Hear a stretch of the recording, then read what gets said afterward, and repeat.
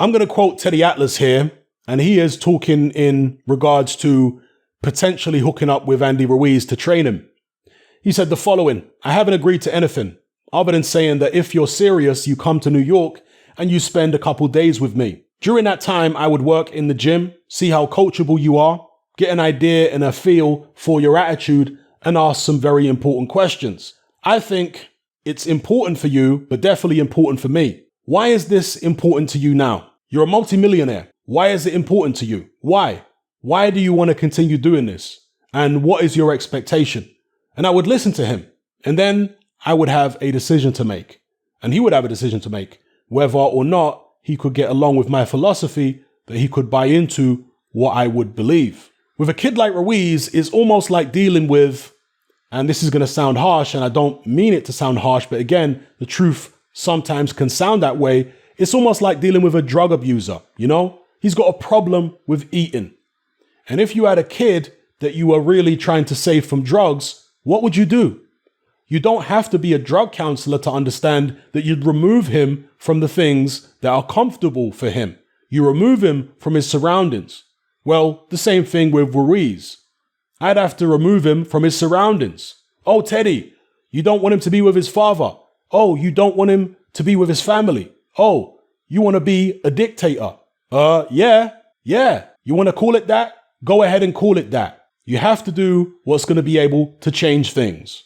He goes on to say, I think it's wrong. That'd be part of it too. And he says this in regards to Ruiz firing Manny Robles in the wake of his loss to Anthony Joshua in the rematch. He said, those will be part of my questions because I would want to know. So you think that other people are guilty of the fault here and it doesn't lie on you? Because being able to take responsibility and even loyalty, you just touched on it. There's a power to that. There's a strength to that. And not being able to do that, there's a weakness to that. He then goes on to talk about Ruiz's immediate future. He said, it wouldn't be about the next fight. Yeah, he's going to win the next fight. Who do you think he's going to fight? Look, if we're going to talk the truth, we're going to talk the truth. So the next fight's going to be okay. Then it's going to be a tough one. Then it's going to be one of the real ones. And so what is the objective here? For Teddy Atlas to come in for him to win the next fight? To win the next two fights?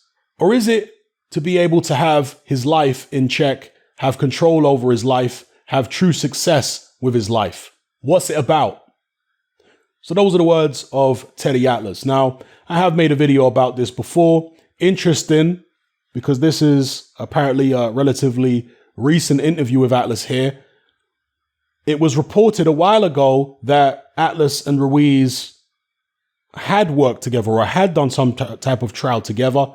Maybe this interview has been published late and it actually took place a long time ago. Maybe they've gone through their trial. I don't know.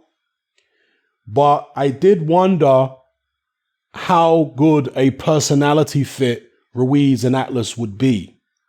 Atlas admitted there that he is a dictator when it comes to dealing with his fighters. And you can see it in the corner, the way he talks to his fighters.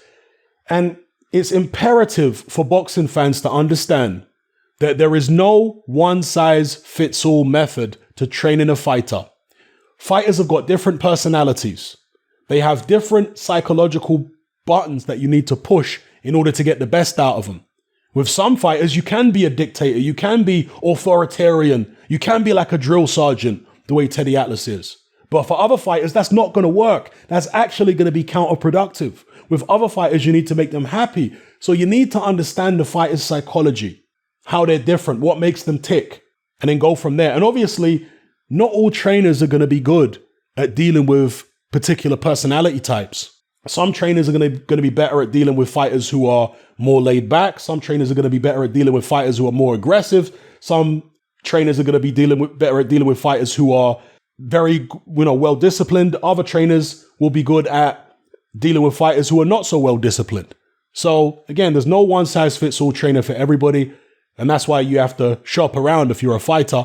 But the crucial thing here is, does Andy Ruiz know what kind of trainer he needs? That's the crucial thing, because Andy Ruiz could go around and, shop around different trainers and have trials here and there. And there could be certain trainers who are right for him, but in Andy Ruiz's head, he thinks, nah, I don't want to go with this guy. Does he know the right kind of trainer for him? Perhaps there's a lot of confusion in his own head right now. I guess it's a matter of going there and seeing how he feels. Training a few weeks with somebody, seeing how they get along. How do I feel about the situation? Am I getting the results in the short time I've been training with this guy during this trial period? As I said before, from a stylistic point of view, I think that Andy Ruiz hooking up with Teddy Atlas is a fantastic pairing. Teddy Atlas obviously being a student of the late Customado, teaching that pressure style, which Customado called elusive aggression, because he liked his fighters to be aggressive and crowd friendly, but he also liked them to have head movement, to throw their punches correctly, to be elusive coming forward, etc., etc. So I personally think it's a great pairing from a technical point of view, from a stylistic point of view. I'm just not sure if the personalities are going to gel. Yeah. What are the triggers? What are the buttons that you need to press with Andy Ruiz psychologically to get him to be at his best? Maybe it is a case of taking him away from his family, taking him away from his friends. Then again, maybe it's not. Maybe if you take him away from his family and friends, he'll feel so lonely, he'll feel so isolated that he'll actually underperform in the gym. I mean, when he was with Abel Sanchez, he apparently left the camp, if memory serves me correct, just after a few weeks. Part of that could have been the altitude training, because the altitude kills a lot of the heavyweights up there, and a lot of other fighters in Big Bear, they can't take the altitude. But maybe it wasn't just the altitude. Maybe it was being away from his friends and family and familiar surroundings. It's like Angel Garcia would always say about Danny, his son. Danny doesn't need to go up to Big Bear. He doesn't need to go up to the Poconos to train. He trains right here in Philly where he's comfortable. And hey, if it works for Danny Garcia, it works, right? Danny Garcia is a very disciplined guy. You don't see him blowing up in weight, getting out of shape. Training right at home works for him. If it ain't broke, don't fix it. But for Andy Ruiz, it is broke. It does need to be fixed. So is Teddy Atlas the guy to do it? I guess we'll see. From a fan perspective, I would like to see Teddy Atlas and Andy Ruiz work together. And I would like it to work because I want to, see Andy Ruiz implementing some of that Customado technique. I'd like to see that. I think it could be very effective. Anyway, let me know what you guys think in the comment section below. It's happening. I'm out.